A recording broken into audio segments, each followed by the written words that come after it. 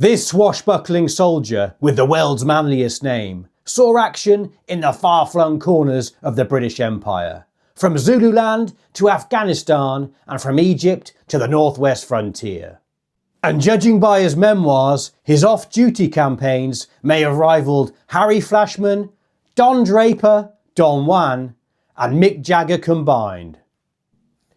Today, we're looking at the life, campaigns, and most importantly, the medals of the real-life Lord Flashheart, the legendary General Sir Bindon Blood.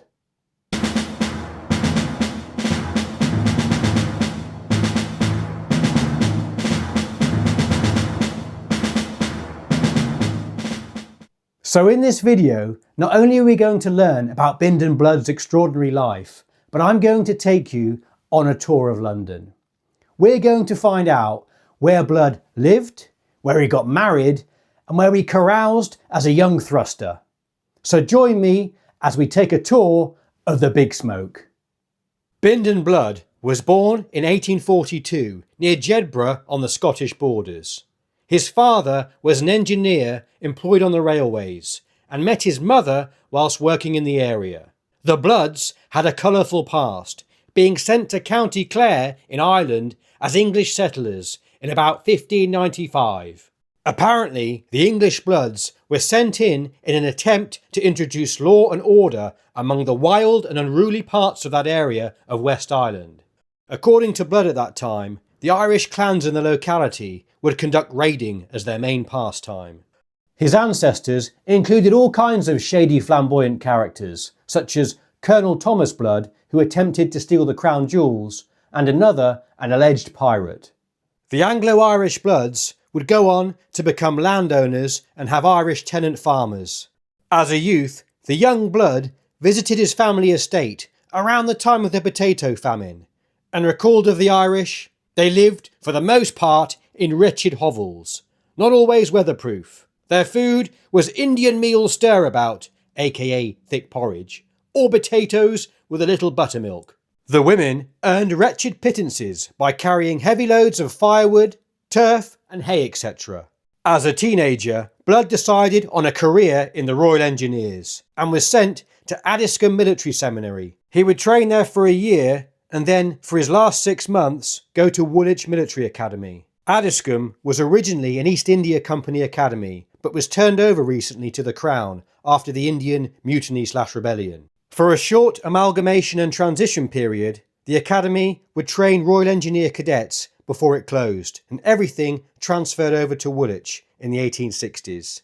Blood would recall a drill instructor that was handy with his fists, but crucially taught the recruits self-defence.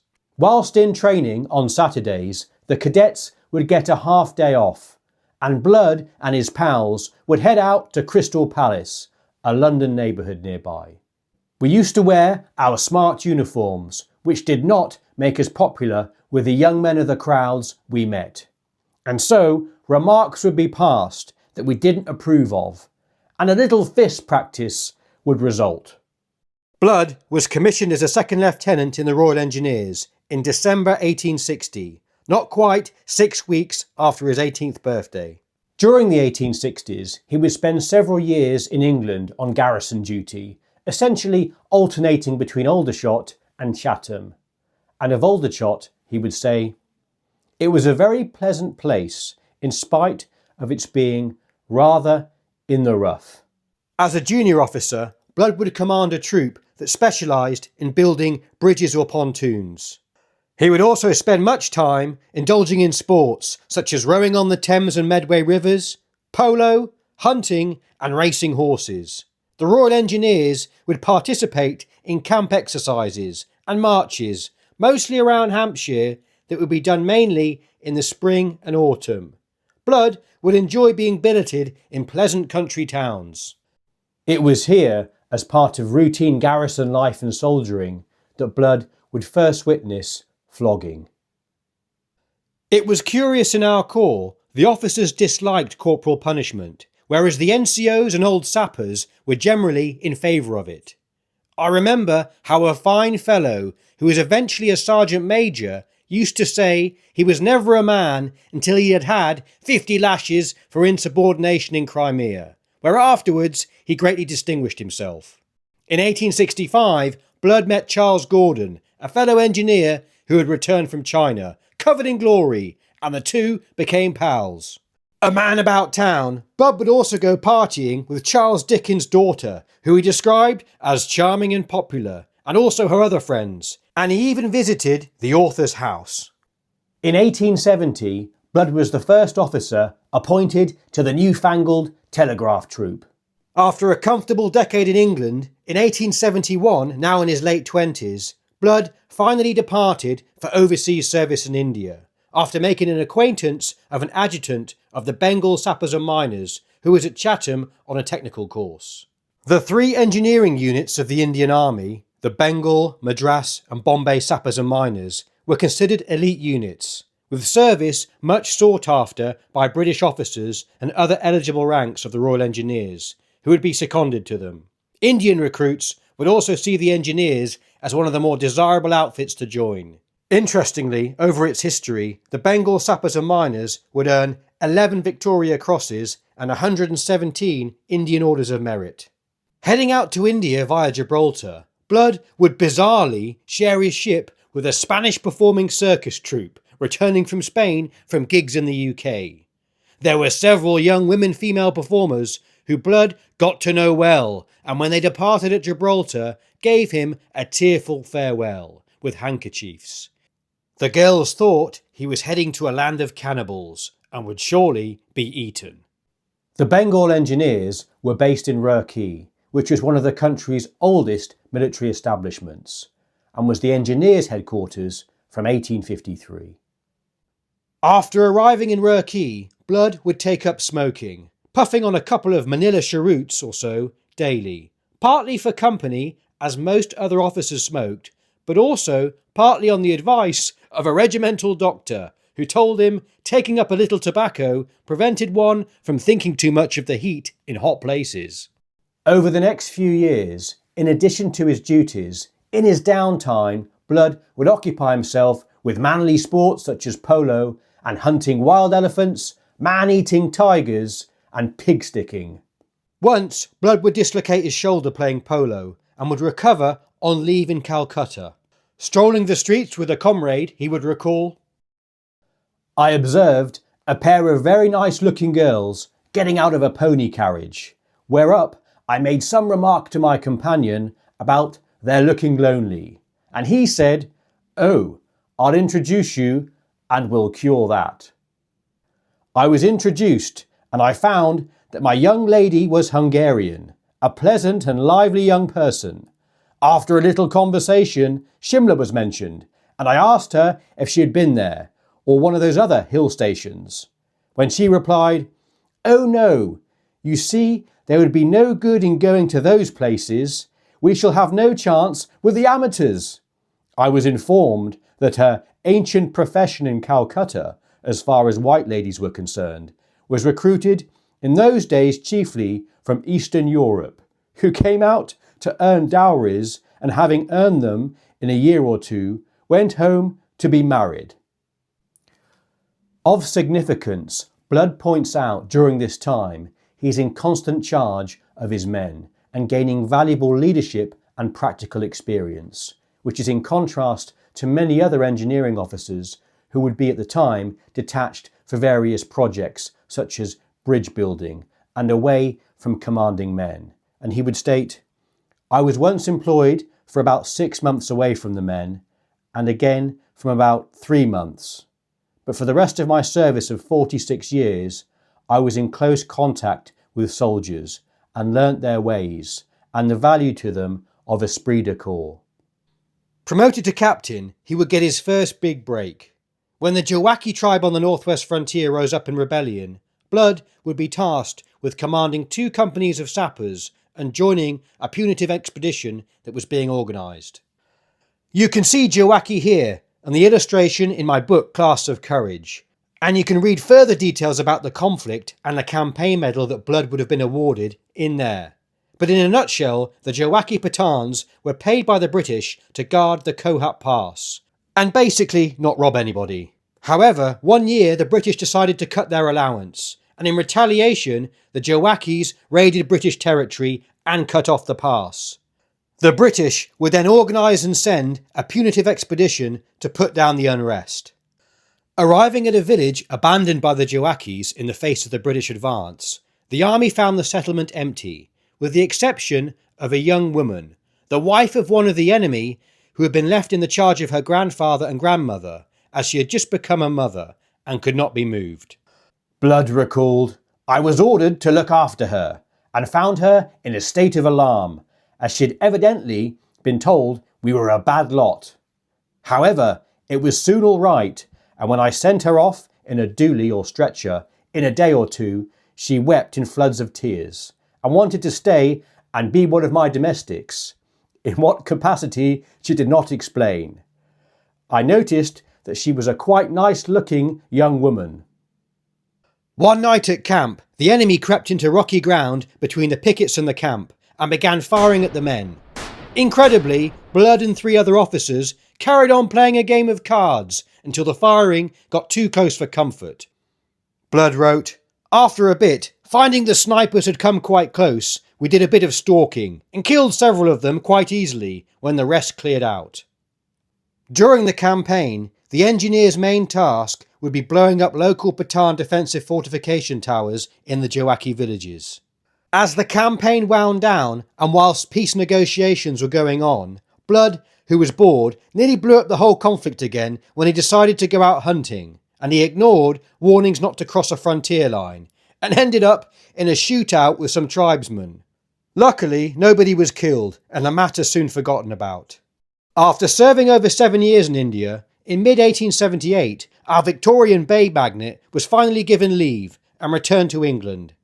Arriving in London, he would stay at a bachelor pad with a brother officer on Victoria Street for a couple of nights, no doubt carousing, until afterwards he would move on to visit his father in Ireland. During his time away, his father had suffered trouble from an Irish tenant. This would result in his dad being shot at twice afterwards in the future, and having to live under police protection. In October 1878, the Second Anglo-Afghan War broke out. Still on leave, Blood volunteered to go, but was told regulations stated that you had to now serve 3 years in the home countries, i.e. Britain and Ireland, before you could deploy again to India. After his leave, he would be stationed in Chatham. However, very soon at the end of January 1879, news came in of the disaster at Isandlwana. Blood's company was immediately ordered to Natal in South Africa as part of a wave of reinforcements for the planned second invasion of Zululand. He would sail part of the journey with the Death or Glory Boys, the 17th Lancers, and the King's Dragoon Guards. Both were sent as cavalry reinforcements. Blood was assigned to the headquarters of the 1st Division Zulu Field Force under General Krelock that was stationed along the coast. Blood would command the detachment of Royal Engineers in the column. When he arrived in Durban, Blood met Lord Chelmsford, who told him that being in the 1st Division, "You will get to Ulundi long before any of us. Yours is the far easiest route." As it turned out, the division would sit at the mouth of the Tugela River at the border with Zululand for about 3 months, then advance 30 miles, halt as the Battle of Ulundi unfolded, and then return to Natal and be broken up. And during that time, they would lose many men from disease. Whilst in Durban, Blood met the Prince Imperial, who would later be ambushed and killed by Zulus. Of the incident, Blood would state, "The usual story is that 50 or 60 Zulus attacked the Prince Imperial's party, but John Dunn told me a version likely more accurate. Attackers were only 9 at most in number, and they were not all armed with firearms. Carey, the officer escorting the prince and his party, did not fire a shot, their carbines being unloaded when they were attacked. Carey and the Prince Imperial appear not to have used their revolvers, with which, if they had kept their heads and could shoot, they could have easily scared off the Zulus and defeated them ultimately, even if there had been a good deal more than 9 of them." Whilst travelling on horseback from Durban to the main camp of the 1st Division, still inside Natal, Blood stopped off, on the way, at a country inn. I guess they were the service stations of their time. We found an inn with breakfast at a suitable hour. We sat down to good plain food at a long table presided over by our hostess, who had a favouring eye for a soldier, and put me beside her. On my other side was a pretty girl, who was one of a party of 4 made up by another girl and 2 men. So I had a pleasant breakfast, and the young lady was so kind as to say she hoped to see me again later on at dinner. They resumed their journey, and after travelling all day, Blood met the same party at another village on the route. They all stopped off for dinner. I again found myself next to the same young lady, to whom of course I proceeded to make myself as agreeable as possible. All went well until it was time to part, and I began some nonsense in the way of goodbye. The man accompanying the woman, who Blood later found out was her fiancé, wasn't a happy bunny, and challenged Blood to a fight outside. Our silver-tongued Lothario would then recall, "There it became clear that he wanted a round or 2 with fists, to which I was quite agreeable, and calling up my hefty sapper groom, I gave him my coat to hold, and was ready for my friend, who was a bit bigger than I was, but clumsy looking. It turned out that he was a duffer with his fists, and the matter ended amicably in a few minutes. I was informed afterwards that my adversary had been doing time in jail for selling guns to the Zulus." Blood was critical of the British infantry replacements sent to Zululand, stating they were half-trained. On one occasion, conducting a reconnaissance and survey of a river, himself and another officer were fired on by Zulu scouts when they strayed too far from their escort. The officer he was with lost his nerve and galloped off. Blood recalled, "My friend used to look unhappy afterwards when we met, although I never said a word about the occurrence to him or anyone else for at least 50 years. After the Battle of Ulundi, Blood was sent to join engineers located with the main column under Chelmsford. In this role, he would make rapid surveys north of Ulundi. Blood would also witness a nighttime panic with shooting and pickets running into the camp. He would say, "An extraordinary number of men had quite lost their heads and were blazing away in all directions, but luckily in the air for the most part. It transpired a sentry had mistook a cow in the bushes for a Zulu army." Soon, Lieutenant General Sir Garnet Wolseley would arrive and replace Lord Chelmsford. Wolseley took a liking to Blood and would send for him to go horse riding every evening and discuss India. The Zulu War would be the last time Blood would witness flogging in the army. To paraphrase, a detachment of the Connaught Rangers had unwisely been given a task of conveying kegs of rum by the commissariat. In the process, the sneaky soldiers had managed to hide and steal a keg, and then got blind drunk, rampaging through the camp. They were all tried on by Drumhead, and got a good couple of dozen apiece, well laid on, which I have no doubt did a lot of good to them and to those like them who had to see it. Blood stated of this, "It was the last time I know of white soldiers being flogged."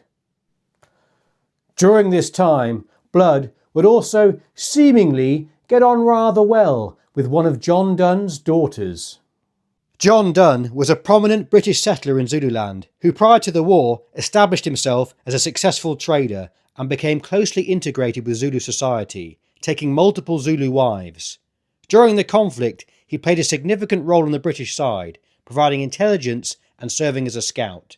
Perhaps smitten with Blood, Donne's daughter would swap her smart waist belt for his old sword belt, which, as of the 1930s, Blood still kept as a memento.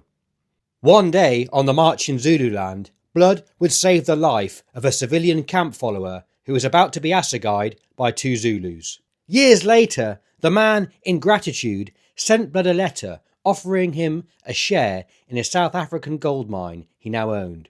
For some reason, Blood declined, and later found out that he had escaped making a fortune.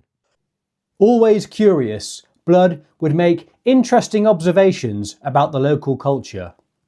An interesting Zulu custom came to light in some of the more out-of-the-way villages. This was that whenever specially eligible-looking travellers came to them, they sought to improve the breed in the village by arranging for the production of children by the visitors. In this connection, overtures were frequently made to my pioneer friend and to me, as we were evidently thought highly likely individuals. Leaving Zululand, he would receive orders to proceed to Afghanistan via London to join Lord Roberts' command, who were campaigning in the country. On his passage home, Blood would board a ship with a good-looking American actress, who was coincidentally a passenger. After only a couple of days at sea, she would beg Blood to walk with her regularly on the deck to save her from another bloke, who, as she put it, had become a nuisance. Blood was shocked to learn that the unwanted admirer was a married man with a family, and that the man had asked the actress to run away with him when they reached England. Being a gallant soldier, Blood would keep the actress company for the remainder of the trip. Once Blood arrived back in London, he received more detailed orders for Afghanistan, and he would be instructed to travel via Brindisi in Italy, where he would catch a ship to Alexandria, go overland by train to Suez, and then on to India. Whilst on this journey, again, Blood the Stud pulls. Inevitably by this stage, Blood would become friends with a very charming young lady, the wife of a Calcutta merchant who was not travelling with us. When we parted, the young lady paid me the compliment of asking me for a photograph, which of course I presented to her. In return, Blood asked her for a photo, to which she replied, "Oh no, I never give away photographs except to near relations, but if you would like one of my husband, here is one." I need not say that I accepted the gift with exuberant thanks and great amusement, and that I have kept this photograph of a remarkably plain-headed individual amongst those of my relatives and dearest friends to this day. Now promoted to brevet major and finally arriving in Kabul on the 16th of March 1880, Blood took command of the Bengal sappers and miners, replacing an officer who had been wounded. He would see little action and was mainly given engineering tasks around the city. When the British finally evacuated Kabul, he was given command of a small column and was told to expect to be attacked when marching through the mountains back towards the Khyber. However, other than the odd pot shot from a sniper, much to Blood's disappointment, nothing happened, and they would return unscathed to India. Later that year, in a twist of fate, Major General George Colley would telegraph Blood asking him to serve on his staff as he headed to South Africa. Blood accepted, but fate would intervene. As he travelled down to Bombay to join him, Blood's train broke down, and he missed his ship, with Colley finding a last-minute replacement. We'll definitely check out General Colley in the future. Blood's service in Afghanistan earned him 3 months home leave, and disappointed at missing out on the serious action, as he put it, in Zululand and Afghanistan, Blood considered leaving the service. Heading back to England in April 1882 on a ship, he sailed with a number of invalids and time-expired men, a few officers, and you guessed it, over 30 ladies, who, in his words, were nearly all grass widows, and some of whom I knew. At one point, some of the ladies got rowdy over a fella, and Blood was tasked with calming down the love-crazed women. In July 1882, as his leave came to a close, he would be told to head up a unit that had been mobilised for active service in Egypt. Before they left England, his engineers were inspected by the Prince and Princess of Wales. The Princess and her ladies insisted on inspecting my war kit. The ladies were especially interested in my revolver, in my arrangement for it, and for the quick draw. I had to put it on and show exactly what it all meant, and how the sword was now useless except at night, etc. The ladies were most amused. No doubt by this stage in his career, Blood was an expert swordsman. Arriving in Egypt, this Victorian babe magnet would see action of the kinetic type at Tel El Kebir. The Royal Engineers were deployed on the left flank, behind the infantry. Under Egyptian artillery fire, Blood's horse would be lightly wounded. In the wake of the infantry advance, Blood would reach the Egyptian trench lines. He recalled, "After picking up a pair of silk colours and a couple of carpets that caught my eye, I galloped on." Advancing to Cairo, Blood would then camp in the ground of a harem garden that was owned by a wealthy Egyptian. The efforts of the ladies locked up in the building of the harem to get a peep at us, in spite of the hideous eunuchs left in charge of them, amused us. Until we caught the eunuchs using long sticks on some of the bolder damsels, when I had to make a little display of a hunting whip I carried. If you like this video and want to support the channel, consider buying my book, Class of Courage. Find out about campaigns that involved Victorian legends such as Fred Roberts, Bindon Blood, Gonville Bromhead, Colour Sergeant Bourne, and a host of others. An Amazon link is in the channel description. Whilst occupying Cairo, Blood and his men would heroically try to fight a huge fire at the main train station. At the end of the campaign, he would return to England, and at the age of 40, he would decide to settle down, getting married on the 12th of July, 1883, here at St George's Church at Hanover Square, London.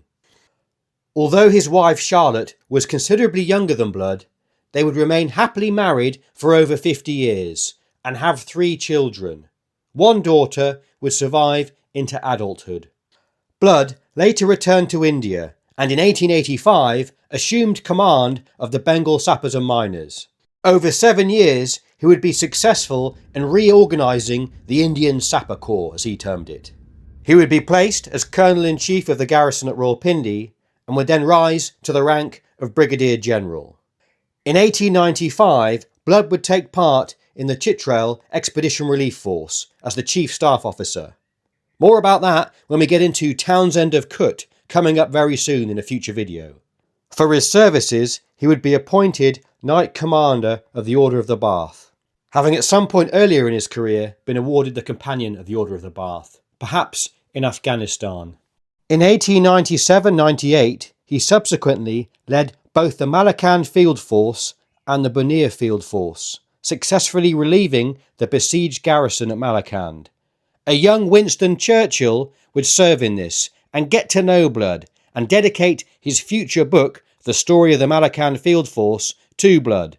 There are more details on this campaign in an older Winston Churchill video I made, so I'll put the link on an end screen at the end of the video. Blood recalled of one instance in the campaign. A colonel of a British cavalry regiment, which had been serving at Rawalpindi under me, an Irishman, was so determined to see some active service that he shouldered a rifle, marched up to Malakand, and took part in the fighting there as a private soldier in one of the British battalions. Of course, I knew nothing about it at the time, although on the line of march I was more than within a few yards of the colonel when he was doing British private. The battalion he was with had a full share of the fighting, and the colonel was all there in it. Following these commands, Blood was promoted to Major General, and on the 22nd of September 1898, he was appointed to command the Meerut Division within the Bengal Command. That same year, Blood was invited by Queen Victoria to dine and stay the night at Osborne House on the Isle of Wight. The Queen and the rest of the royal family would be quite taken with the swaggering sapper, and he would be invited back over the decades for various royal occasions. After he returned to India, a fellow engineer who we covered before, Lord Herbert Kitchener, would request Blood for special service in South Africa in late 1900. Accepting, Blood arrived in March 1901, and he would spend 6 months in the country, mainly in the eastern Transvaal, involved in counterinsurgency operations against the Boer guerrillas. Based at Middelburg, Blood would set about protecting vulnerable rail lines by building blockhouses on the routes. Although this would limit raids by Boer commandos, they would continually evade Blood's forces who tried to hunt them down. He would be frustrated by not being able to have a scrap with the enemy, in his words.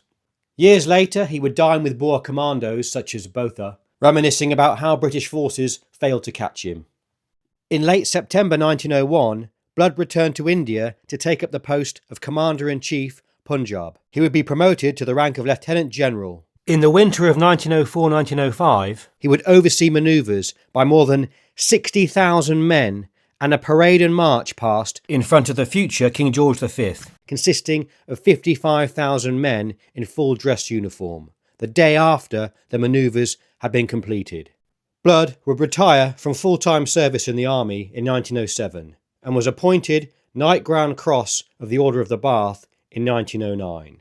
A 1911 census shows him living at 183 St James's Court in London, which is now, as you can see, a hotel. When the Great War broke out, aged in his 70s, Blood would work on the home front, engage in activities such as recruiting, and he would become an honorary colonel to the 17th Battalion Royal Fusiliers and the Bengal, now King George's own, Sappers and Miners. Later moving to Cadogan Square, here, in 1933 he would publish his memoirs, 80 Years and 10. Interestingly nowadays, the exclusive square is one of the most expensive residential streets in the UK and was all built between the 1870s and 1890s with a Flemish influence. Blood would reportedly write out his own memoirs by hand. Years after his India campaigns, the Pathan tribes he subdued would still write to him asking him to advocate on their behalf, as he was respected as a brave fighter and a fair peacekeeper. There are numerous examples in his book of Blood paying respect to enemy warriors who he witnessed fighting bravely, giving them a special burial, as well as, even after the Malakand campaign, visiting the shrine of the Akhund of Swat to pay respects, escorted only with a guard of Muslim soldiers. The Akhund of Swat was regarded as a local saint or holy man. In 1936, Blood would become Chief Royal Engineer, retiring just 3 weeks before his death in 1940. In his old age, Blood would lament for the days when men were men. Writing at the age of 90 in his book, he expressed concern about British society and that, these days, the increase of unmanliness and degeneracy among us, when boys are taught to boast that they will no longer go to war for king and country, and grown men are too proud to fight. His campaign medals are the India General Service 1854 with Joachim clasp, read about it in my book, South Africa Medal for the Zulu War with 1879 clasp, Afghanistan Medal, no clasp as he didn't witness any significant campaigns or battles, Egypt Medal with clasp for Tel El Kabir, India General Service Medal with Punjab Frontier, Relief of Chitral and Malakand 1897 clasps. And finally, he would receive a Queen South Africa Medal with South Africa 1901 and Transvaal clasps. That's an educated guess, as I couldn't see any proof of it, so let me know in the comments if you think I'm right. A foreign decoration would include a Khedive star for service in Egypt, and I've seen another Ottoman decoration. This is a guess in the dark here, but I'm thinking maybe the Order of Osmania. His British decorations would be the Knight Grand Cross of the Order of the Bath and the Knight Grand Cross of the Royal Victorian Order. Putting aside his escapades with the ladies, what strikes me with Blood is that he was a very popular officer, and also he spent much of his time focused on studying military tactics and embracing innovation. In his memoirs, he isn't afraid to criticise other commanders who he judged made wrong decisions or ignored his advice. He was also culturally astute, respecting the local customs and cultures. And like Lord Roberts in Afghanistan, on campaign, to gain the respect and trust of his troops, he would use Indian bodyguards, even Pathans, who saved his life on at least one occasion from assassins. Up until his 90s, Blood would walk a mile and back to the War Office to attend work as the Chief Royal Engineer. He would scorn buses and lifts, and although the World Wildlife Fund and David Attenborough would clearly disapprove, Blood would account for over 50 tigers in his hunting expeditions. Blood would pass away at the ripe old age of 97 in May 1940. Nowadays, the cigar-chomping Blood, with his reputation for bonking, boozing, bed-hopping and brawls, would be seen as a poster boy for toxic masculinity. But that said, in this old London pub, let's raise a toast to this old warhorse, a legend of a bygone era, the real life Lord Flashheart. We will be looking at Townsend of Kut later this month, so stay tuned. In the meantime, why not have a watch of my video on Kitchener or Churchill? I'll put them both up as an end screen. Thanks for watching. I hope you found some value from this, and I'll see you in the next one.